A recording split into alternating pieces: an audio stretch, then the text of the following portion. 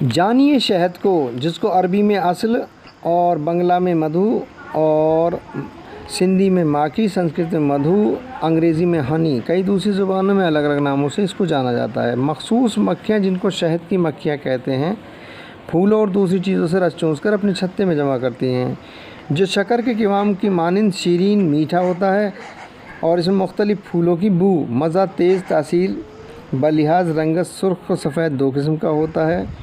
سرخ رنگ شفاف، خوشبودار اور معتدل قوام لیسدار جو پاک صاف اور خوب شیرین ہو، بہترین شہد مانا جاتا ہے۔ مزاج شہد تازہ، گرم، خشک، درجہ دوم۔ شہد کونا، گرم خشک، درجہ سوم۔ افعال: شہد دافع تعفن اور جالی ہے، ورموں کو پکا کر تحلیل کرتا ہے، بدن کو طاقت بخشتا ہے اور ہضم میں امداد کرتا ہے، خون میں میٹھے اجزاء کا اضافہ کرتا ہے اور قبض کو رفع کرتا ہے، پھیپھڑوں پر منفس بلغم تاثیر کرتا ہے۔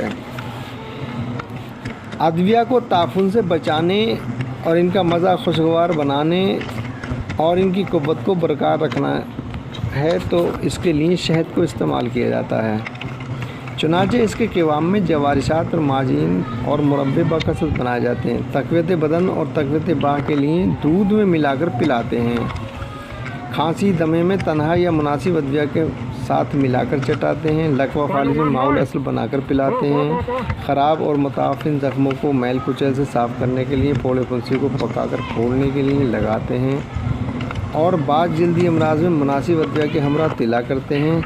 جلائے بصر کے لیے آنکھوں میں لگاتے ہیں اور کان سے پیپ بہنے کی حالت میں شہد میں بتی آلود کر کے اس پر سہاگا یا انزروز چھڑک کر کان میں رکھتے ہیں اور اس کا خاص نفع بلغمی امراض مثلاً فالج وغیرہ میں بہترین ہوتا ہے۔